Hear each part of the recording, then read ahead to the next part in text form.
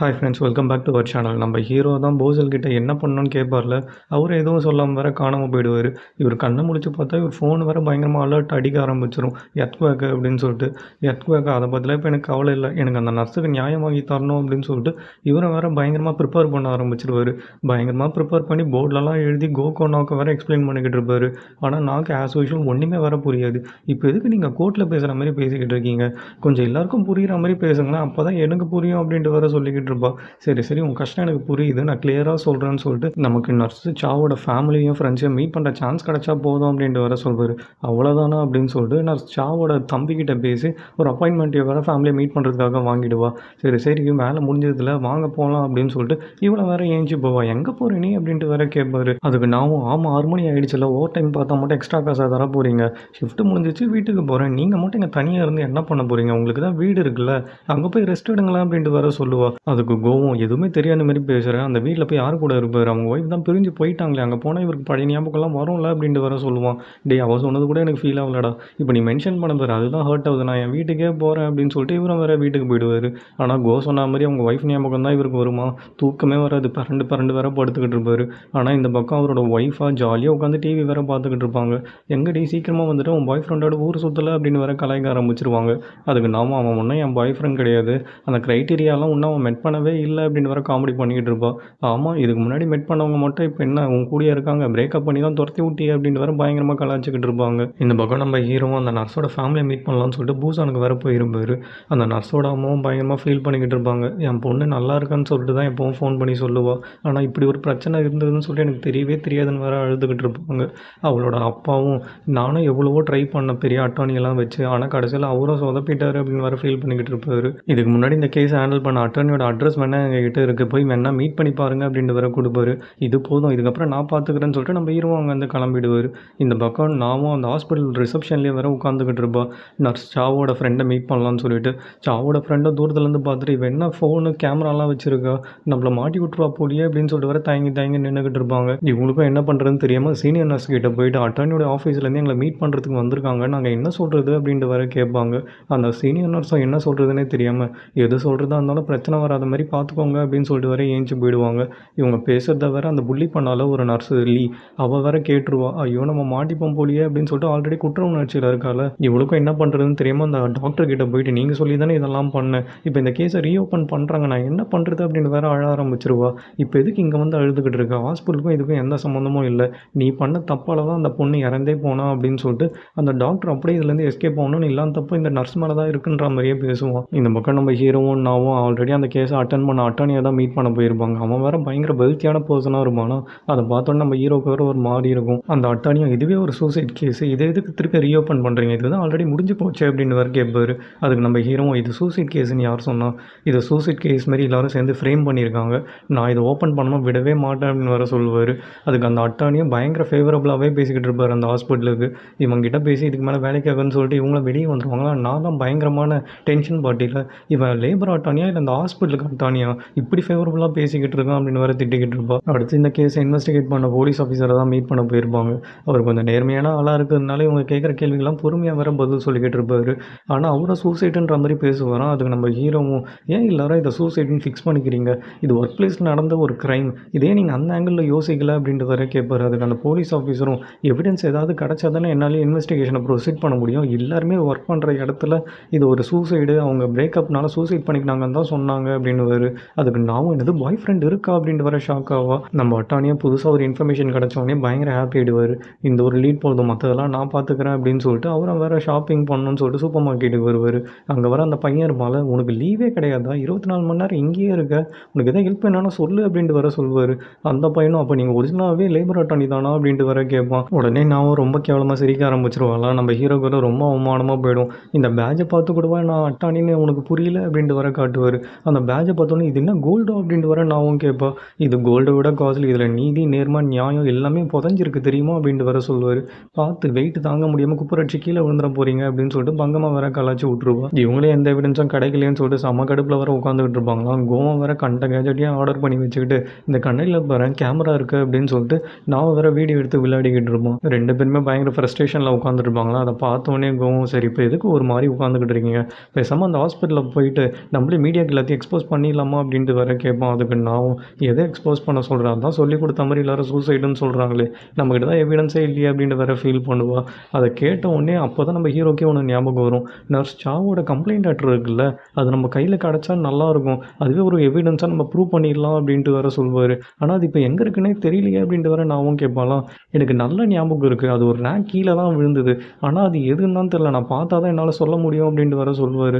அதை நம்பி 3 பேருமே வேற அந்த ஹாஸ்பிட்டலுக்கும் போயிடுவாங்க. இவங்க 2 பேரால் உள்ளே போக முடியாதுல்ல, அதனால் கோவா டாக்டர் வேஷத்தில் உள்ளே போக சொல்லுவாங்க. அவனும் பயங்கர ப்ரிப்பேர்டாக அந்த கேமரா இருக்கிற கண்ணாடிலாம் மாட்டிக்கிட்டு, உங்களுக்கு இது வழியே எல்லாமே தெரியும், மற்றதெல்லாம் நான் பார்த்துக்கிறேன் அப்படின்ட்டு வேற போவான். அவன் வேற அந்த ட்ரெஸ்ஸில் செம்மையாக இருப்பான். அங்கே இருக்கிற நர்ஸ் எல்லாம் வேற பயங்கரமாக சைட் அடிச்சுக்கிட்டு இருப்பாங்க. அதை பார்த்த உடனே நாவும் டேய் போன வேலையை மட்டும் பாரு, டைவர்ட் ஆகாத அப்படின்ட்டு வேற சொல்லிக்கிட்டு இருப்பான். இங்கே பாரு, நான் யாரையும் சைட் அடிக்கல, நான் வந்த வேலையை தான் பார்க்குறேன், அவங்க தான் என்ன சைட் அடிக்கிறாங்க, நான் அழகாக இருக்கேன்னு சொல்லிட்டு தற்பெருமை வேற அடிச்சுக்கிட்டு இருப்பான். சரிடா போதும், டைவர்ட்லாம் ஆகாத, எதுக்கும் பயப்படாத, ஏன்னா யாருக்கும் உனக்கு தெரியாது, நீ பாட்டு உள்ளே போய் வேலையை முடிச்சுட்டு வா அப்படின்ட்டு வேற சொல்லுவான். அப்பான்னு பார்த்து இவளுக்கு வேற வயிற்ற கலக்க ஆரம்பிச்சிருமா. எனக்கு ரொம்ப வயிற்ற கலக்குது, நான் பாத்ரூம் போயிட்டு வந்துட்டுமா அப்படின்ட்டு வேற கேட்பா. அதுக்கு நம்ம ஹீரோவும் உனக்கும் உன் பாய் ஃப்ரெண்டுக்கும் ஒரு வேலையே இல்லைல்ல, 2 பேருக்கும் இதில் நல்லா ஒத்து போகுது அப்படின்னு வேற கலாய்ப்பார். அவனும் என் பாய் ஃப்ரெண்ட் இல்லை அப்படின்ட்டு வேற இவளும் பாத்ரூம் ஓடிடுவா. கோவம் உள்ளே இருக்கிற ஒவ்வொரு ரூமையும் ஓப்பன் பண்ணி வேற காமிச்சிக்கிட்டு இருப்பான். எதுவுமே வேற இல்லைன்னு வேற சொல்லிக்கிட்டு இருப்பாரு. அப்பன்னு பார்த்தா அங்கே 3 நர்ஸ் வேற நின்று பேசிக்கிட்டு இருப்பாங்க. அதில் தான் நர்ஸ் லீவ் வேற இருப்பானா. அதை பார்த்த உடனே நம்ம ஹீரோவும் கொஞ்சம் அந்த நர்ஸை ஃபோக்கஸ் பண்ணு அப்படின்ட்டு வேற சொல்வார். யார் அந்த நர்ஸு, எதுக்கு ஃபோக்கஸ் பண்ண சொல்கிறீங்க அப்படின்ட்டு வேற கோவம் கேட்பான். அதெல்லாம் ஒன்றும் இல்லை, நான் பார்த்துக்கிறேன், நான் உள்ளே வரேன், நீ மற்ற வேலையை பாரு அப்படின்னு சொல்லிட்டு இவரை வர லீயை பார்க்கலான்னு சொல்லிட்டு உள்ளே ஓடிடுவார். கொஞ்சம் நேரம் கழிச்சு நான் வந்துட்டு எங்கே இவர் ஆளே காணும், ஒரு வேளை பாத்ரூம் போயிட்டாரோ அப்படின்னு சொல்லிட்டு இவ்வளோ கோக்கு இன்ஸ்ட்ரக்ஷன்ஸ்லாம் கொடுத்துக்கிட்டு இருப்பா. அப்போ உள்ள 2 நர்ஸும் புதுசாக ஒரு டாக்டர் வந்திருக்காரு, செம்மையாக இருக்காருன்னு சொல்லிட்டு பயங்கரமாக வேற வழிஞ்சிக்கிட்டு இருப்பாங்க. இவங்க பேசுறத வேற ஒரு சீனியர் நர்ஸ் கேட்டுருவாங்களாம், யார் அந்த இன்டர்ன் எனக்கு தெரியாமல் அப்படின்னு சொல்லிட்டு டீட்டெயில்ஸ்லாம் வேற கேட்டுக்கிட்டு இருப்பா. இங்கே நம்ம ஹீரோவும் ஹாஸ்பிட்டலுக்குள்ளே வந்துருவார்ல, அதை வேற அந்த டுபாக்கூர் டாக்டரும் பார்த்துருவான். இவனை தான் ஹாஸ்பிட்டலுக்குள்ளே வரக்கூடாதுன்னு சொல்லிட்டு பேன் பண்ணியிருக்காங்களே, அப்புறம் இவன் இங்கே என்ன பண்ணுறான் அப்படின்னு சொல்லிட்டு அங்கே இருக்கிற செக்யூரிட்டி கிட்டேயும் போய் போட்டு கொடுத்துருவாரு. இந்த பக்கம் கோவம் அந்த லெட்டரை தேடிக்கிட்டு இருக்கும்போது அந்த சீனியர் நர்ஸ் கிட்ட வேற மாட்டிப்பான். அவங்கள பார்த்தோன்னே இவன் பாட்டு கண்டதையும் வளர ஆரம்பிச்சிருவான். ஆனால் அந்த நர்ஸ் வேற கிளியராக வேற கேள்வி கேட்டுக்கிட்டு இருக்கும். எந்த டிபார்ட்மெண்ட் நீங்கள் தான் புதுசாக வந்த இன்டர்னா அப்படி இப்படிலாம் கேட்ட உடனே நாம வேற டேய் நீ மாட்டிக்கிட்டடா, அவள் கண்டுபிடிச்சிட்டா, தயவுசெய்து இதுக்கு மேலே எதுவும் பேசாத, அங்கேருந்து எஸ்கேப் ஆகிடு அப்படின்ட்டு வேற சொல்லுவா. கோவம் விட்டா போதுன்னு வேற அங்கேருந்து ஓட ஆரம்பிச்சிருவான். ஆனால் அந்த நர்ஸும் சும்மா இல்லாமல் செக்யூரிட்டிக்கு வேற கால் பண்ணி போட்டு கொடுத்துரும். ஆமாம், காலில் ஒருத்தர் இருந்தார், எங்கடா போனார் அவர் அப்படின்னு சொல்லிட்டு வேற நான் கேட்பா. அவரா உள்ளே ஏதோ நர்ஸ் லீயை பார்க்கணுன்னு சொல்லிட்டு வந்தார் அப்படின்ட்டு வேற சொல்லுவான். இது நர்ஸ் லீயா, நர்ஸ் சாவா அவங்க தாண்டா புள்ளி பண்ணாங்க, பழி அவங்க தான் உள்ளே வந்திருப்பாரு போல், ஏதாவது பிரச்சனை பண்ணுறதுக்குள்ளே அவரை காப்பாற்று அப்படின்ட்டு வேற சொல்லுவா. இங்கே வேற செக்யூரிட்டிஸ் எல்லாம் வளைச்சி வேற தேடிக்கிட்டு இருப்பாங்களாம். ஆனால் எதுவுமே நடக்காத மாதிரி நம்ம ஹீரோவும் போயிட்டு ரிசப்ஷனில் போய் கேட்டுக்கிட்டு இருப்பாரு, நர்ஸ் லீயை நான் பார்க்கணும் அப்படின்னு சொல்லிட்டு. ஒரு வழியாக நம்ம ஹீரோ வேற கோவம் பார்த்துருவானா, ப்ரோ உங்களுக்கு ஒன்றும் ஆகலையே, கை கால்லாம் நல்லா தானே இருக்குது, நீங்களாக இருக்கீங்களா இல்லை அவளாக இருக்கீங்களா அப்படின்லாம் வர காமெடி பண்ணிக்கிட்டு இருப்பான். இந்த பக்கம் நர்ஸ்லேயும் குற்ற உணர்ச்சியை தாங்க முடியாமல் சூசைட் பண்ணிக்கலாம்னு சொல்லிட்டு மொட்டை மாடியில் வந்து வேற நின்றுக்கிட்டு இருப்பாங்க.